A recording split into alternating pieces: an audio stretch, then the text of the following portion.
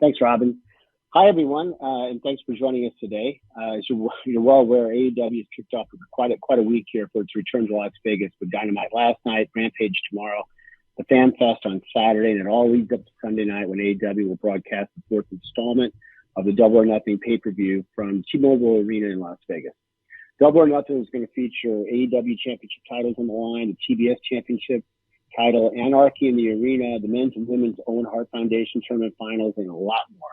So without further ado, let's go to AEW CEO, GM, and Head of Creative, Tony Khan, who will be here for about 45 minutes or so to answer your questions. What I'll ask for is if we can, to refrain from two-part questions so that everybody gets a chance to talk with Tony. So I'm going to turn it over to Tony for some opening thoughts, and then we'll open the lines for your questions. And I'm going to tell you now that we'll start with Kenny McIntyre from Inside the Ropes after we hear from Tony. Tony, it's all yours. Thank you, Jim. I'm really excited to be here for the Double or Nothing media call with all of you, and I really appreciate everybody being here. I try to answer as many questions as I can, so I will try to answer in detail, but I'll also be mindful that a lot of people want to get questions in, and I really appreciate all of you. I think one of the best things wrestling has going, obviously the best thing wrestling has going is the fans, and one of the best things wrestling has going is that so many of the great wrestling fans are members of the media. And through you and your hard work and the coverage that you've given us, it's helped us spread AEW all over the world, where we're now in 130 countries, and this pay-per-view is available all over the world, and there's tons of buzz on it. And it's largely in part thanks to all of you on this call. So thank you. Thanks, Tony. So as mentioned, we're going to start with Kenny McIntyre of Inside the Ropes. I'm going to ask John Alba from Podcast Heat to be ready to go after Kenny. Kenny, you're up. Great. Hey, Tony, how's it going? Hey, great, Kenny. Thanks, man. Listen, my question was about MJF, because obviously the feud with him and Wardlow's been so good. And one of the interesting aspects for me has to be see him kind of bringing up, what he's going to do in 2024 when his contract's up. Can you talk a little bit about what led you to allow that element to be allowed to be part of the on-screen storyline, and how valuable you see MJF to AEW long-term? Well, I think wrestling thrives when real life on screen, and the real life conflict is often just as exciting as any conflict on screen, which is one of the great things about what AEW's brought to the wrestling business. There was no real major free agent market with the top stars, the top stars crossing between promotions and debuting, and frankly, the competition needed to be brought to the biggest stage. In the 90s, we had TBS and TNT both in the wrestling game, and now with the launch of AEW, we've been able to bring that back. And I think taking what's happening in real life and potential movement and kind of contract negotiations, it's exciting stuff, and it's added another element to what's already a very exciting match at Double or Nothing with Wardlow versus MJF, who has been very vocal, not only about his own contract, but about his former bodyguard and how he feels about it and how he's tried to hold down his career. And I think for Wardlow, this is a huge opportunity to actually officially become part of AEW, but also to share an image that he's just MJF's heavy, MJF's thug. And for MJF, it's been a great opportunity to not only air some real life grievances and air his actual status, contractually or otherwise. But I think it's just been TV2 on television, and people are really excited about the fight at Double or Nothing on Sunday. Thanks, man.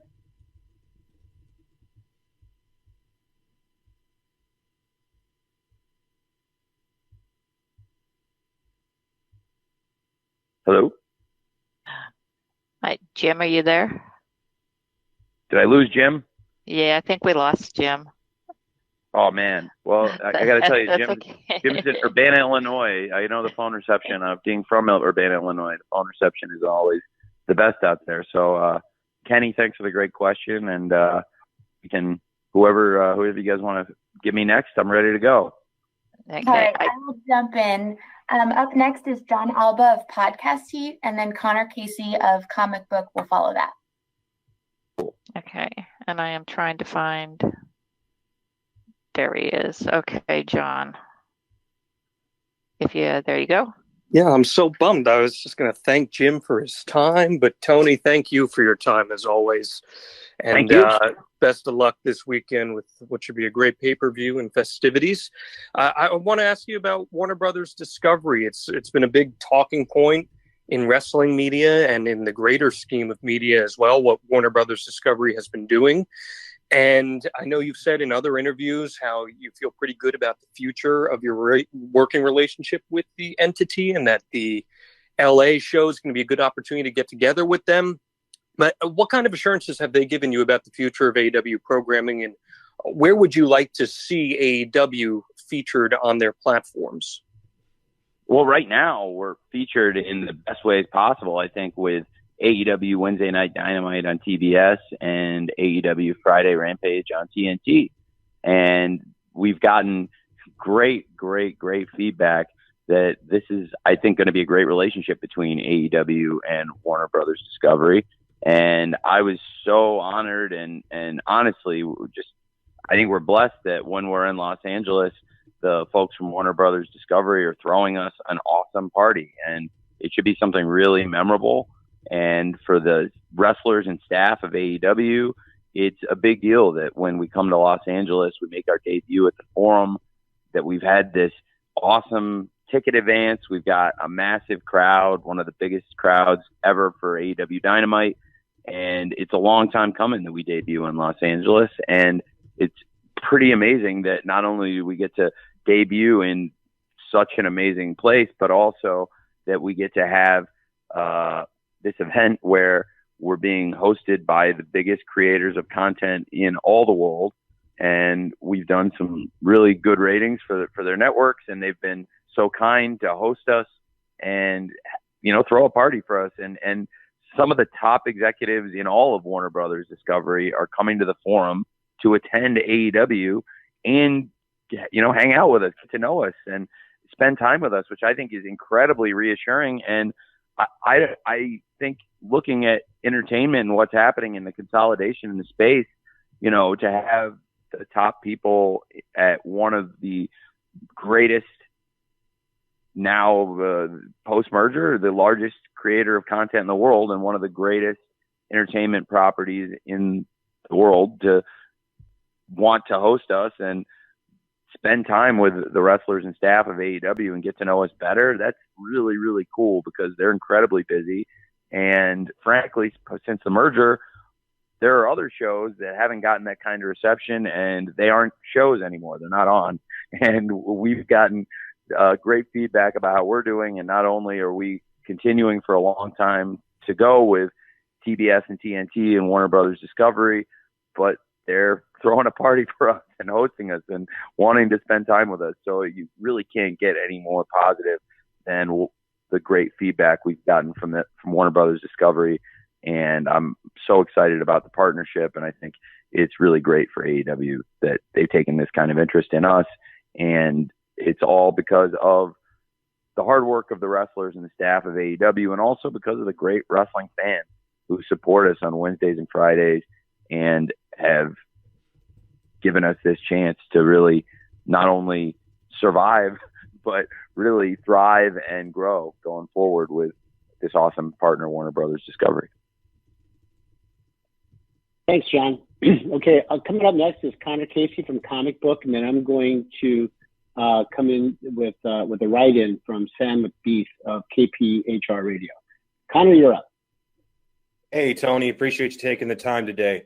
You guys have a huge main event this weekend with Hangman Page versus CM Punk. My dates could be wrong, but I think we just crossed over 9 months since Punk's arrival on Rampage. And I'm curious, was there a temptation to push Punk into the World Championship scene right away? And if so, how did you combat that? So, Con, when you asked that, it cut out. I lost you for about 2 seconds before you said championship scene, and I don't want to butcher your question. So can you please repeat it? Sure. Was there temptation to push Punk into that World Championship scene right away? And if so, how did you combat that? No, I thought that, like everybody in AEW, it would makes sense for CM Punk to come in, fight top wrestlers, and if he did want to wrestle for the championship, which I think is something that clearly is very important to him, then like everybody else, he would come in and work his way towards the top and try and earn that top spot in the rankings. And he has really done that. I mean, he's put in the work in and out of the ring in this company. He's worked really hard. He has, in my opinion, fought some of the best wrestlers in AEW and all of the world to get to this position. He debuted taking on a young wrestler, Darby Allin, and he wrestled a lot of other really great young stars along the way, including Daniel Garcia, John Silver, and many other great young guys with a lot of potential, but also a lot of veterans. Some very well-known veterans and others that probably hadn't gotten their due at that point, like Eddie Kingston versus CM Punk, I thought was a great match and really brought spotlight on Eddie Kingston that Eddie deserves. And so we've seen Punk wrestle top young guys, top veterans, and then he got involved in the most personal rivalry we've ever had in AEW, CM Punk versus MJF. And it helped take the company to new heights in many ways. We had amazing, amazing results, not just in terms of the TV, but really so much in terms of pay-per-view and merchandising and live events and all the incredible new milestones we've set with CM Punk in the company. And he's a huge part of the company, but as far as the championship scene, we've got the best champion in all of wrestling, Hangman Page. He also worked his way to the top. He came into AEW and he was somebody we thought was going to be a future champion, and he, from the very beginning, was a spotlighted star, but he also didn't just get handed a championship. He took years of hard work, and he also worked his way to the very top position. And I think that's why this is such an exciting match, because years of hard work for Hangman and years of hard work for CM Punk before he arrived in AEW. And like you said, the last 9 months, nonstop, not giving us a Hollywood comeback to come back for one match or maybe two matches, but to come back every week and do this for the wrestling fans, and where CM Punk's going to be featured on TV every week for us. It's a big deal, and I think it makes a lot of sense now that based on how CM Punk fought through that very personal feud and beat MJF and has earned that number one spot in the rankings, and based on how Hangman has taken down the great champion, his former partner Kenny Omega, and so many awesome legendary wrestlers along the way, I think it's very fitting, like two trains colliding, that on Sunday it's Hangman Page versus CM Punk for the world title. Thanks, Connor. Sam McBeath from KPHR has a pretty simple question for you here, Tony. How do you feel this Double or Nothing is going to compare to all the pay-per-views that you've produced here over the last 3+ years? Well, we've had a lot of success on pay-per-view over the last few years, and I think Double or Nothing will take us to hopefully what is our biggest year yet in AEW. Every year we've had growth year over year in pay-per-view. We've been able to grow our live attendance, and this is the biggest live attendance we've ever had, and it's a great barometer in pro wrestling. And the live fans in the arena set the pace for fans all over the world, obviously with their reactions in the arena to the people they see in the ring, but also how they spend their money and how they make their presence felt at the shows. And so for us to set our attendance record already with well over $1 million, I think over $1.1 million in tickets sold to Sunday's pay-per-view show, that is an amazing milestone for us. And I also believe it's indicative of the huge interest in Double or Nothing 2022 on Memorial Day weekend this Sunday, and people all over the world coming together to watch this event, and hopefully it is the beginning of what I think is going to be our biggest year yet. Thanks, Sam, and thanks, Tony. So we're going to go now to Niger Chambers from Big Gold Belt Media. And then after Niger will be Stephanie Chase from Digital Spy. Niger, you're up. All right. Tony, how's it going today? Very well. How are you? How are you? Pretty good. Blessed. Thank you. Quick question about the Forbidden Door pay-per-view. So if that's going to be in Chicago, how does that affect All Out, which is typically ran in Chicago? Well, I think it makes a lot of sense. We've built a great tradition with All Out around Chicago, and that's not something I take lightly. As I think most wrestling fans have become very well aware, I love the Chicago market. I was born in Illinois, and it's a home to me, and I think it's also a home to AEW and great wrestling and some of the best fans in the world. And Forbidden Door will be at the United Center, and I think All Out, that doesn't mean you wouldn't see All Out around Chicago this year or any year, every year going forward. I think Chicago and the Chicago area are so important to AEW. It's in many ways where this whole grassroots movement, even before I got involved, before there was an AEW, where a lot of our stars who were with Ring of Honor at the time put together a great event, All In. And now here we are approaching 4 years later from the original All In, and still the former Sears Center, now the Now Arena, and what we have been able to create out there, it continues to grow. And I think that's something we'll have to keep in mind, that the tradition of All Out around Chicago is very, very important. Thanks, Niger. Stephanie Chase from Digital Spy, you're next. And then I'm going to go with a writing question from Craig Smith from One Stop Wrestling. Stephanie? Hey, Tony. How are you? Hey, I'm very well. How are you? I'm great. Really excited for this weekend. I wanted to ask you, we have the finals of the Owen Hart Cup at Double or Nothing. So for you, how special has it been getting to put this tournament together and honoring Owen in this way and putting his name back on TV, and also having Dr. Martha Hart there at Dynamite a few weeks ago? Well, it's been great. I'm really a big fan of Owen Hart. I grew up as a huge wrestling fan. And as a kid, I was fortunate to be able to see both Bret and Owen Hart wrestle live and in person. And Owen Hart in particular is somebody I think who has not been seen or embraced enough in pro wrestling. And a lot of that is involved in the circumstances. A lot of that is due to the circumstances in which Owen Hart was taken away from us. And I believe Owen Hart loved the wrestling business, but I know that first and foremost, he loved his family. And his family, Dr. Martha Hart, Oj Hart, and Athena Hart, they came and attended AEW in New York, and they were there for the opening ceremonies of the Owen tournament, and they had a good time. And that meant the world to me, to be able to make it an event that the Hart family would be proud of, because they had, in particular, Dr. Martha Hart and her kids, Oj and Athena, they had not really been around the wrestling business or embraced the wrestling business. And to see something new that had risen up that we all appreciate and love the history of wrestling. And in particular, we all have so much respect for Owen Hart, and we wanted to have this great tournament to celebrate him, celebrate his memory and his legacy, and have great wrestling matches, which above all else, we see Owen Hart for his family and for being a great wrestler. So to have his family here to honor him, and again, coming back for Double or Nothing this Sunday, where, I think Martha hopefully will say some words to the fans, which I also I'm looking forward to.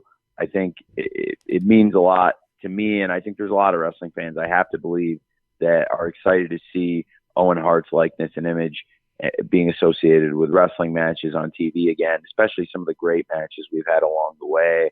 There's been some matches that to me really stood out in the tournament that I really enjoyed, including Jeff Hardy versus Darby Allin, I thought was outstanding. Tony Storm versus Jamie Hayter, I thought was a tremendous match.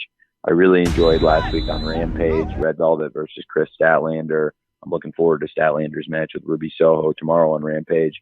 And last night, I thought the main event, Kyle O'Reilly versus Samoa Joe, was tremendous, and it sets up a great final, in particular with Samoa Joe versus Adam Cole, a first-time match, really a dream match for many fans, including me, and something I thought would be amazing for this pay-per-view. And like it's interesting because it was a little bit of a different build towards Double or Nothing with a lot of the TV in recent weeks and even dating back to last month being originally the qualifying matches for the Owen Hart tournament and then the tournament matches, which have been a big part of Dynamite and Rampage. So there were parts of the card. Obviously, we're still going to find out tomorrow who's going to wrestle Dr. Britt Baker in the women's final of the Owen Hart Foundation tournament. But also, we just found out the other final with Samoa Joe versus Adam Cole last night. It's obviously different cadence as far as the timing, but it's also very conducive with sports.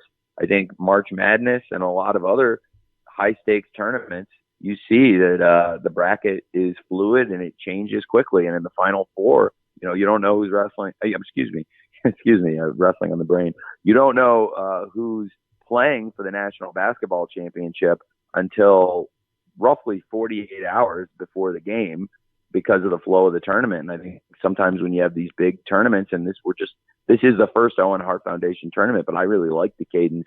It's different. I think it took some getting used to, but people, from what I've seen, really enjoyed a lot of those matches along the way that I named, and thought it was a great main event again last night to close the show out, and really excited for the finals of the Owen Hart tournament, and excited to see who's going to be wrestling against Dr. Britt Baker. Is it going to be Chris Statlander? Is it going to be Ruby Soho? So we'll find out tomorrow on Rampage. But so I think it's been great so far, and I'm really excited for the finals, and hopefully it'll be an experience we can keep bringing back to Double or Nothing, and I'd look forward to doing it every year with Dr. Martha Hart and her family. Thanks, Stephanie. I'm going to read a writing question from Craig Smith from One Stop Wrestling, and after Tony responds to that, we'll have Sean Radican from PW Torch next. Craig asked the questions very, very much in the vein of what you just discussed, Tony. The Owen Hart Foundation tournament has been very successful. Have you ever thought about doing a one-night tournament format in the future, maybe as a pay-per-view?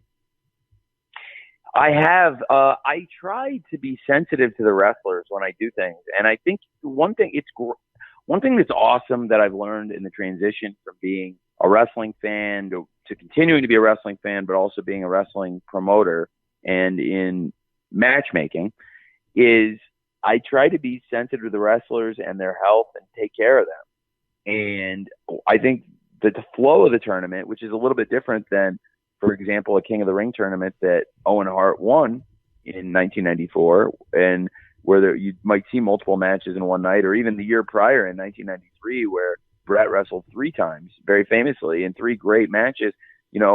I wouldn't necessarily ask that of everyone, and I don't know if it makes sense for the wrestlers to give their best matches. If they can, I'd like for them to give you everything 100% in the semifinal, the quarterfinal, and if people are saving it all up for the finals, or vice versa, if they use all their energy up in the semifinal, they might not have as much left for the final. I think you're more likely to get an injury with a single night tournament. I'm not sure. I mean, sometimes single night tournaments are great.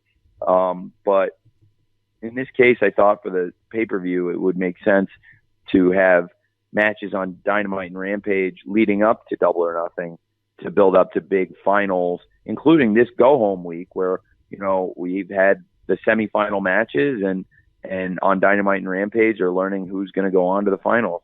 So that's kind of, what I was thinking as I got into it. Thanks for the question, Craig. So next we're going to go to Sean Radican from PW Torch, and after that I will follow with another writing question from Mark Ramondi from ESPN. Sean? Hey, Tony, how are you? I'm great, Sean. How are you?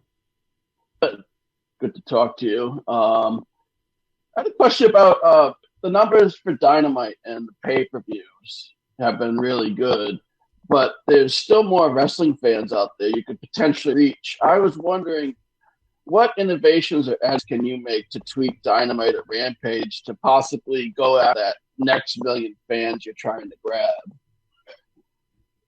Well, that's a great question. It's probably one of the most important questions we can ask ourselves is how do you grow a fan base, especially as the TV landscape changes. For us, we've been able to get great audiences supporting Dynamite and Rampage.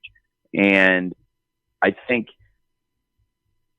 for us, the best thing we've been able to do, and like you said, the pay-per-view numbers have been great, and they've continued to grow and grow, which is exactly what you want to see, where every pay-per-view event in AEW has had year-over-year growth. That's the best trend you can have.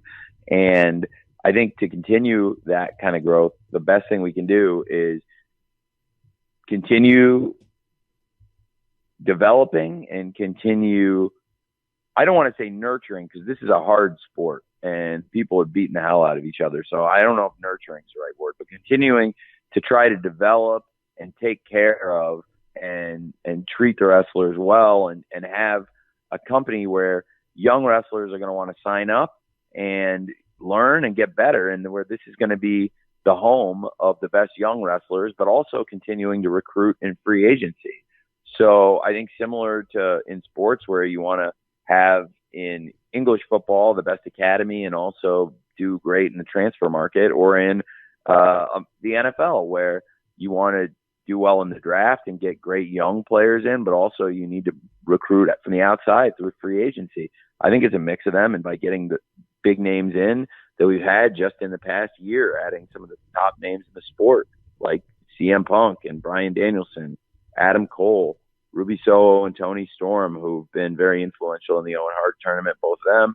And now we've had Jeff Hardy join Matt Hardy, and they're in a big match with the Young Bucks. So I think continuing to develop and find new homegrown stars to wrestle against and with top stars coming in as free agents who've established themselves at big promotions all over the world, I think that bodes really well for us. And there's also potential to hit new outlets. I think right now we're a really strong TV product, and I think there's revenue streams and opportunities to put new eyeballs on AEW through streaming service. And I think that's one of the really exciting things about having a media partner who is the biggest creator of content on the planet, and Warner Brothers Discovery as our partner side by side to work on this. Thanks, Sean. I'm going to read a question here from Mark Raymond from ESPN, and after Mark will be Brandon Thurston from WrestleNomics. Here's the question from Mark, Tony. CM Punk has been vocal about wanting to help out and lift up the younger talent in AEW. Now he's in a position to be the top guy in the company after Sunday. How can these things coexist?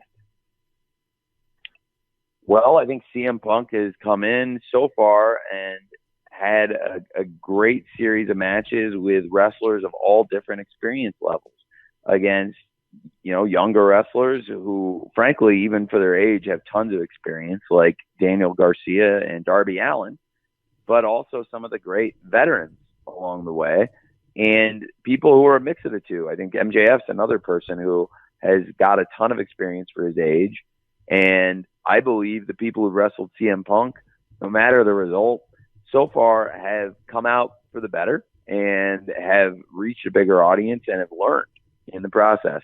And CM Punk is somebody who continuously, I think, surprises me, amazes me. And he helped grow our business when he arrived here.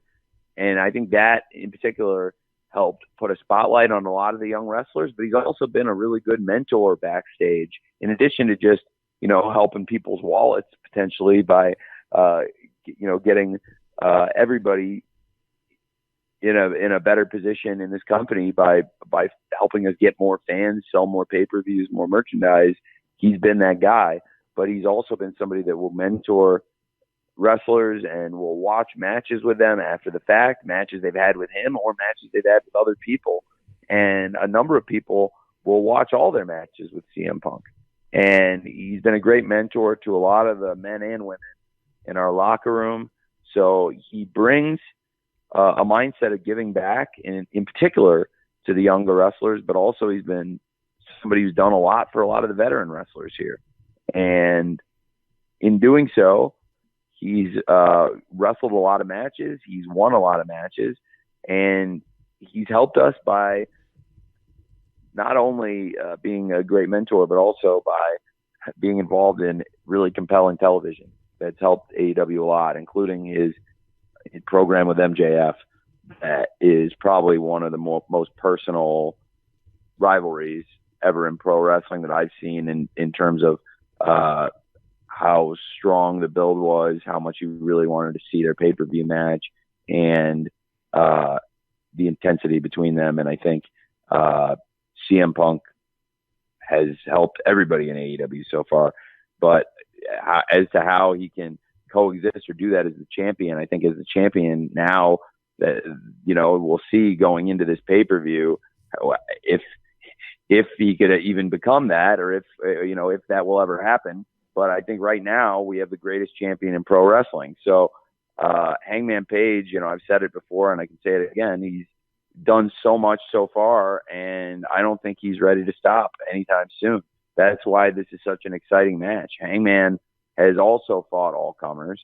We've seen Hangman win the title in what is, I believe, our deepest, our longest running story, certainly, is Kenny Omega and Hangman Page from the very beginning of AEW. In our very first month of shows, they teamed up, and they found they had a lot of chemistry. They'd never teamed before AEW, even though they'd been in the same stable in New Japan and Ring of Honor and places around the world as part of the Bullet Club. They became a tag team in AEW. They became the best tag team in AEW. They were the champions. They dominated early 2020 into the summer. And finally, when the team blew up and the guys went their separate ways, they became the top two single stars in AEW. And then they became the next two champions. And now Hangman, after, conquering Kenny and really getting that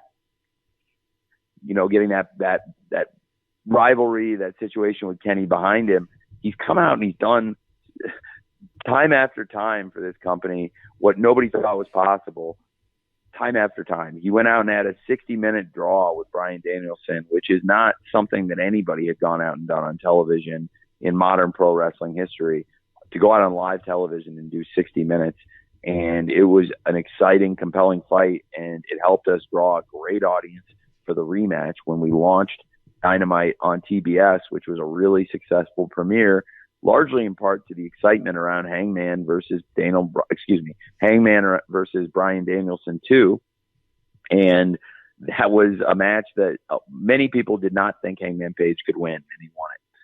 And time after time since, he's been in big matches, including against Adam Cole, who's now really back on top of the mountain here in AEW. I could talk at length about that. But I think Adam Page versus CM Punk is going to be a great title fight.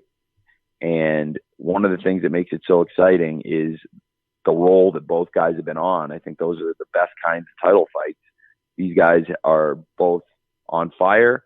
And so we'll see. I think I can't speak to what kind of champion CM Punk would be, because I have the best champion in wrestling right now, Hangman Page, and I'm very happy with him. And going forward, I think we'll see what happens at this pay-per-view, but Hangman isn't ready to stop being the best champion anytime soon. Thanks for the question, Mark.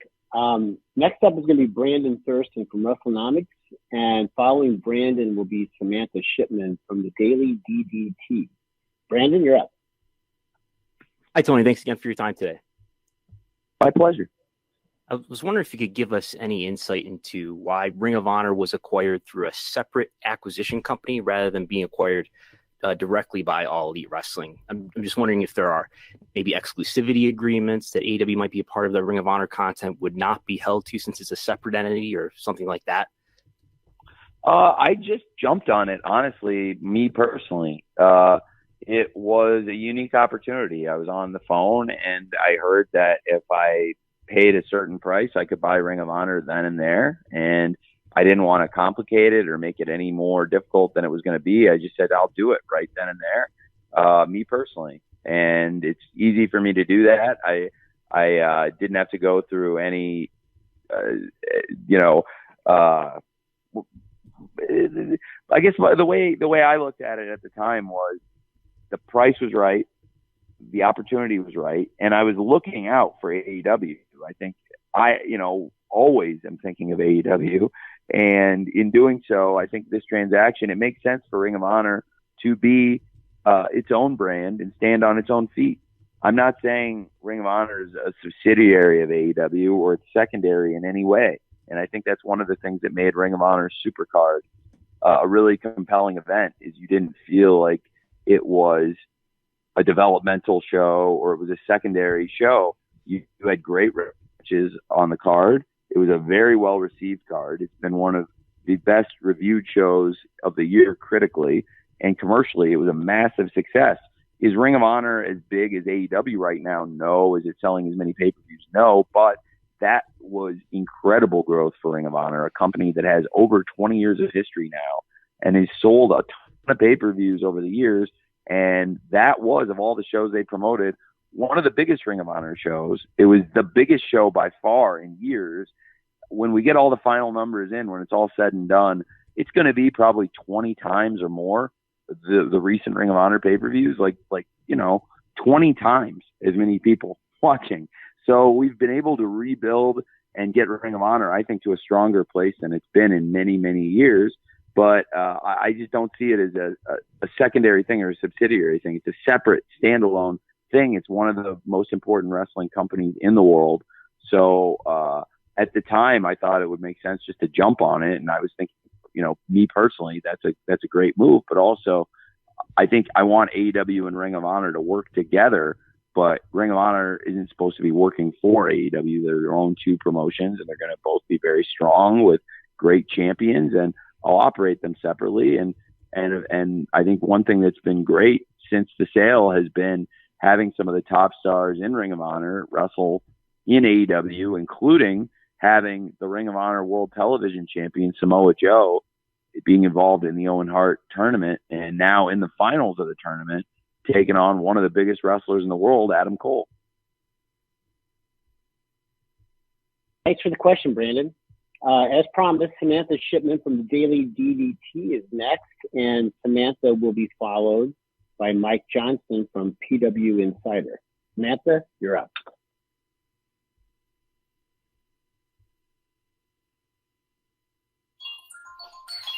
Hello? Hey.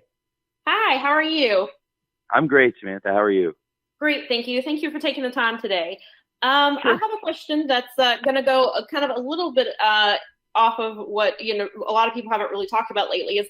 So there is now a relationship with DDT Pro and AEW, and we've seen that with Takeshita coming in and having great matches, and he had a really great match with Hangman Page.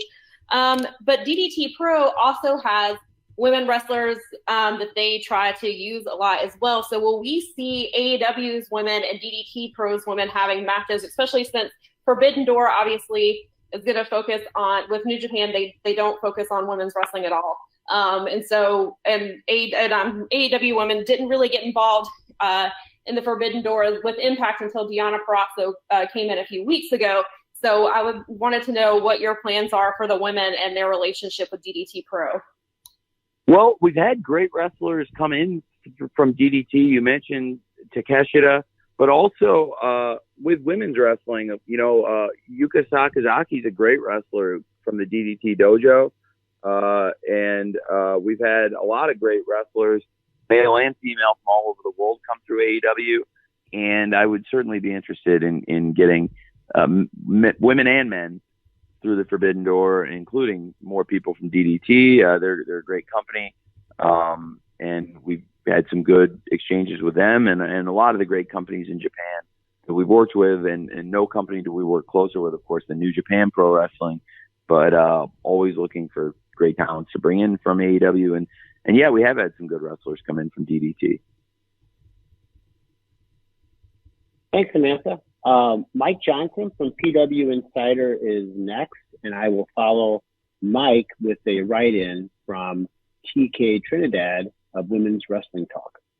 Mike, you're up. Hey, Tony. How are you, sir?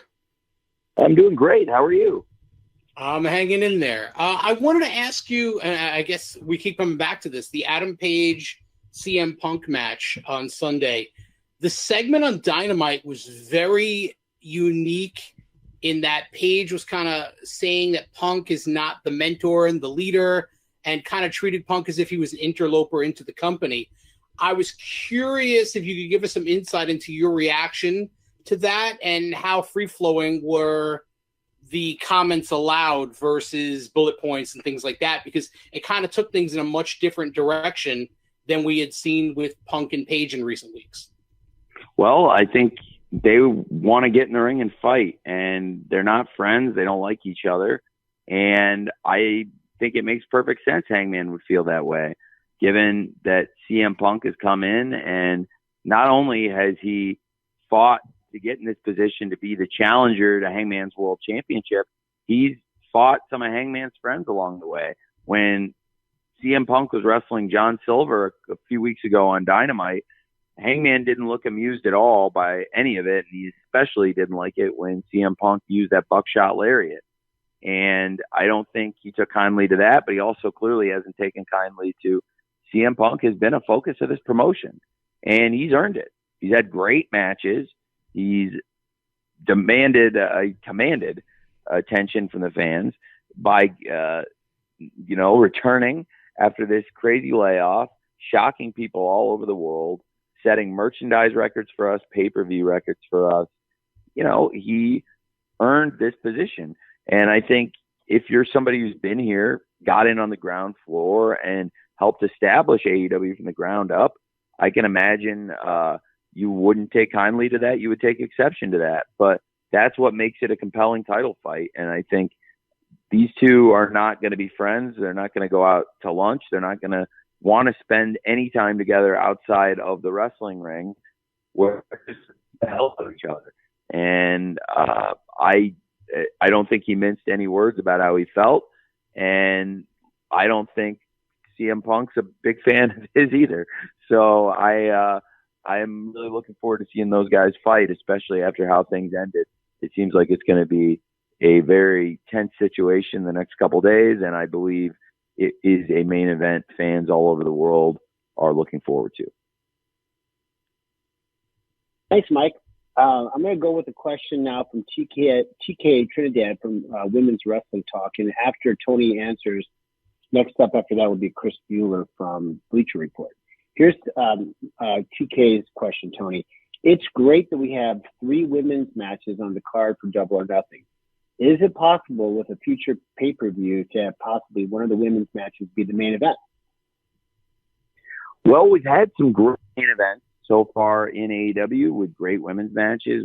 We've had Battle of the Belts. Both Battle of the Belts have been headlined by the Women's World Championship. We had Thunder Rosa versus Nyla Rose at Battle of the Belts 2, and big success with Dr. Britt Baker versus Riho for the title at the original Battle of the Belts. Did a great number.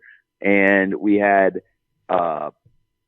the original Grand Slam, AEW Grand Slam Dynamite at Arthur Ashe Stadium, main evented, the biggest TV show in our history, main evented by Dr. Britt Baker versus Ruby Soho.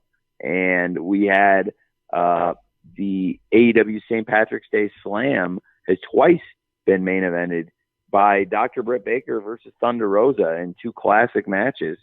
Thunder Rosa winning the Lights Out match unsanctioned and then coming back a year later in her home state, winning the title in Texas at St. Patrick's Day Slam 2 in a steel cage match. So we've had lots of great women's main events across on Dynamite and Rampage. And of course, where Rampage, the first ever main event, the first episode was Red Velvet versus Dr. Britt Baker in her hometown, Pittsburgh, for the title. So we had a lot of great women's main events on Dynamite, Rampage, and the Battle of the Belts.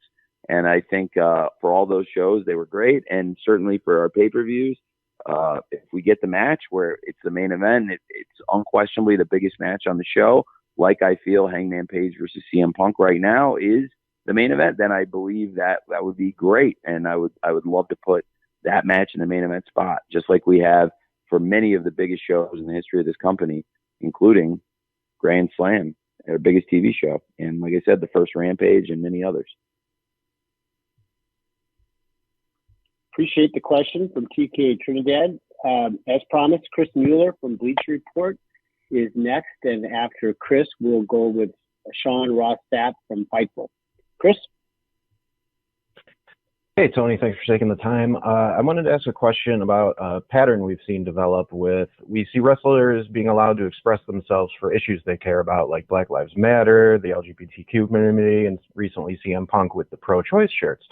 I was just hoping you could talk about why it's important to allow your pro wrestlers to be able to express their concerns for things like equality and safe access to women's health care.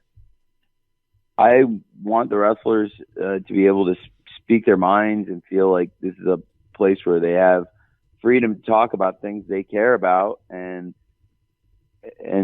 I think the connection the wrestlers have with the fans, people know that this is their authentic thoughts. They're sharing them on social media.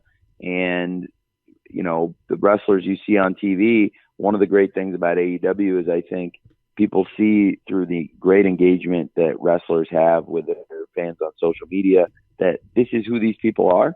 And there's just a lot of authenticity on AEW television about who these people are. And I think for them and for JR, when he talked last night, I think it means a lot to them, and hopefully they'll not only connect with their fans, but work harder and harder and harder to make AEW a better place in and out of the ring for the wrestlers. Fantastic. Thanks, Chris. Sean Ross Sapp is next from Fightful, and after that, I'm going to follow with a write-in from Kevin Mitchie from Sportsnet. Sean?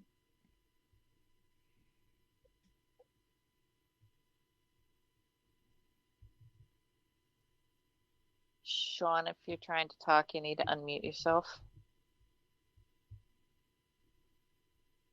Sorry about that. The Owen Hart tournament's going on right now, and it's wrapping up this Sunday. Do you have any insight on sort of what the winners will get? Will it be a trophy, like a custom championship belt? How will that work? Well, I think on Sunday at Double or Nothing, people are going to see what the winners of the Owen Hart tournament will receive, and it's one of the exciting things about the event. And I think people are looking forward to the unveiling of what the winners will receive, and it'll be something really nice. It's something that we've shown to Dr. Martha Hart and her family and gotten their approval. It's really, really cool.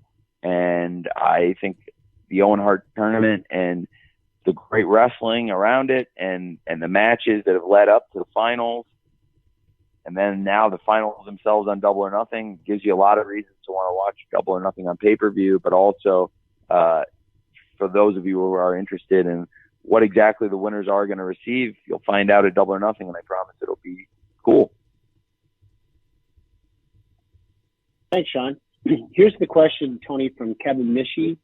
Hope I'm pronouncing that correctly, from Sportsnet. When will AEW expand to international touring, more specifically Canada? And any Canadian cities identified as a potential first visit for locations, Tony? Yeah, absolutely. I would love to bring AEW to Canada. We're expanding right now. We've been back on tour for less than a year. We were shut down for about a year and a half through the pandemic, where their live event touring was shut down, and now we're back and we're servicing markets in the United States that we'd originally planned to go to back in 2020. And so Canada's been on our list for a long time, and it's something we're definitely going to do in the near future. And I don't have the exact date yet, but I'm really looking forward to bringing AEW to Canada. We have great media partners in Canada with TSN carrying Dynamite and Rampage now, and I believe not only the support of TSN, but also a lot of the local media up there. They're huge wrestling fans in Canada, in part because there have been so many great Canadian pro wrestlers, and a lot of those great Canadian pro wrestlers are in AEW right now. And we just saw one of them, Kyle O'Reilly, coming very close to making the Owen Hart finals. Did a great match in the semifinals. Of course, Chris Jericho, one of the great legends of the sport, and Kenny Omega, one of the great champions in AEW and all over the world. and I can't wait to bring AEW to Canada. Personally, I love the country. I have visited before. I had a stake in the wrestling business myself, but I actually drove up there to go to WrestleMania 18 as a fan in 2002 on my spring break in college. And I love going up to Canada recreationally. It's fun. It's beautiful. And my family, in addition to the auto parts business, has a lot of business ventures there, including my father is the owner of the Four Seasons Hotel in Toronto. And there are a lot of great cities all across Canada. But I think if we were to debut somewhere, I think it would be great to debut in Toronto, where my family has something so special going with the Four Seasons Hotel. And my dad has tons of factories and connections in Ontario. So that would be pretty cool. All right. Thank you very much, Tony. We've got a couple more here to go. We're getting close to the top of the hour. Stephanie Francombe from Steel Chair, I'm going to go with you next. And we're going to follow Stephanie with Nick Hausman from Wrestling Inc. And then after Nick, we'll do one more. So, Stephanie, you're up. Hi, Tony. Hi. It's been a while. It's been a while, and I'm very happy to talk to you again. We had a very good surprise last week. Sorry. To see Johnny Mundo Elite. He had so many names to be the Joker on the Owen Hart tournament. Yes. I'm thinking about signing him full time and making him Johnny Elite. Thank you. John, thank you. Thank you for asking. John is tremendous. I really like Johnny Elite, and it was great to have him debut in the Owen Hart tournament as a Joker. And he was a very important person in the tournament. He came in and provided a big surprise, and he also gave a great match to Samoa Joe. And now with Samoa Joe going into the finals, earning his place last night, that match looks even more important in hindsight. And I think he had a great debut, and I definitely brought him in with the thought that this is somebody I would be open to bringing back and interested to bring back in the future. And after the great debut match he had, I'm still very interested, and probably even more interested now, in John coming back. So yes, absolutely. I'd be very open to that. I think Johnny's great, and we'd love to see Johnny Elite again in AEW. Thanks for asking. Thanks, Steph. Okay, as promised, Nick Hausman from Wrestling Inc. Is next, and we will finish today with AJ Awesome at the top of the hour. So, Nick, you're up. All right. Hey, Tony, thanks so much for the time. Hey, thank you, Nick. I appreciate it.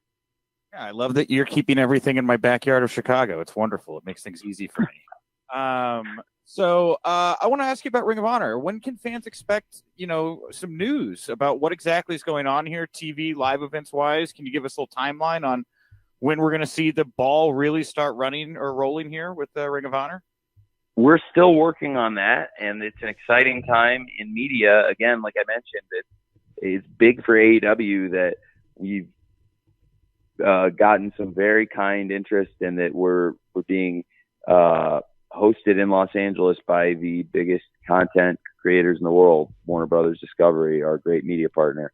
And that is a great conversation that I have had with them, and I'm going to continue having with them about what could potentially be the future for Ring of Honor, in conjunction with the future of things we can do to expand the AEW audience and expand the ways we deliver AEW content to our fans, in addition to all the awesome shows we have now with Dynamite on TBS and with Rampage and Battle of the Belts on TNT.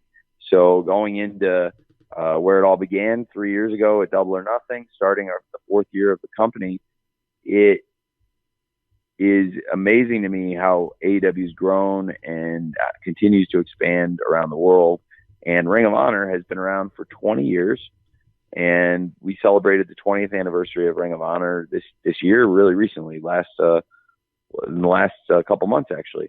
And I would love to get Ring of Honor weekly TV series or streaming series, wherever it ends up, going very soon. And it's something that I am working on and I think would be awesome for the fans. In addition to the great shows they get from AEW, there's a lot of Ring of Honor fans around the world that can't wait till the TV comes back.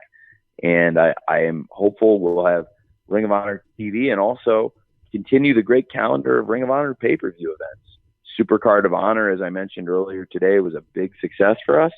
And I'd like to bring Ring of Honor back to pay-per-view as well and follow up on it. And we have great wrestlers in Ring of Honor and great champions right now. So I think the company is in the strongest position it's been in a long time, or frankly ever, with our love and support and the fact that I really care about Ring of Honor. And so everything we're doing to grow and nurture that business going forward, but also my financial resources behind it, and combining that with what I believe is some acumen for this business, I think Ring of Honor will be in its best position possible. And I don't know when the TV will start back up on a weekly basis, but that is my goal, to get it going again, and something I'm working on. Thanks, Nick. Thanks, Tony. And here we are with our final member of the media. Will be AJ Awesome from the AJ Awesome Show. AJ. You saved the best for last, Jim. Hi, AJ. That was on purpose. AJ. People have been talking about trios tag team titles, but have you been thinking about having any other tag team titles, like women's tag team belts or women's trios tag team titles also? Yeah, I have. We have a lot of great wrestlers in AEW and a lot of great women's and men wrestlers in AEW. So I have thought about doing those. And I think as we continue expanding the roster and hopefully get more teams and also get some people who've been injured on the shelf back, I think that would be something I would love to do in the future. And the trios belts, again, would that you mentioned, would be something that I think the fans would really enjoy, and a lot of the fans have called for. But you know, I also really would love to add more titles and more champions as we go, if they make sense. And those are both cool ones also. I think both cool ideas and stuff we talked about also. Thanks, AJ. Thanks, Tony. And to everyone who joined us, whether you're able to get on or not, we really are very grateful for your time today. We are at the end of our availability, unfortunately, but we will be distributing an audio recording to all attendees very shortly. We do thank you again, not only for joining us today, but obviously for being there wherever AEW is. We don't take it for granted. We're very, very grateful. We hope you have a great day, a great week. Hope to see you on this weekend in Las Vegas for Double or Nothing, certainly on Sunday. Tony, any closing thoughts? Oh, thank you, Jim. I really appreciate everybody being here. I'm sorry I wasn't able to answer everybody's questions here, as we're pressed and trying to get so much media in and doing a lot of interviews and have a lot of work on site to do ahead of Double or Nothing and Rampage tomorrow also. So it's a busy time. I would love to stay more with you guys. We're doing the scrum after the pay-per-view. I will stay as long as I possibly can to answer everybody's questions and make sure everybody does get one in. If you're not able to attend in Las Vegas, I'm very sorry. Hopefully some people can send some in, and I'll try to answer a question or two from people who aren't on site. But for everybody who dialed into the call, if you asked a question, I hope I answered it well. And if you didn't get to answer a question, I'm sorry. Hopefully come back and we'll try to get people who we haven't called on before. I really do appreciate you all giving us this coverage, because it helps us so much in terms of disseminating and sharing what we're doing with the wrestling fans. And I know that includes many of you as wrestling fans. I hope you all enjoy Double or Nothing, and thank you for giving me this opportunity to talk to you about it ahead of what is such an important weekend for us, Memorial Day weekend this Sunday. Thank you. Thank you all so much.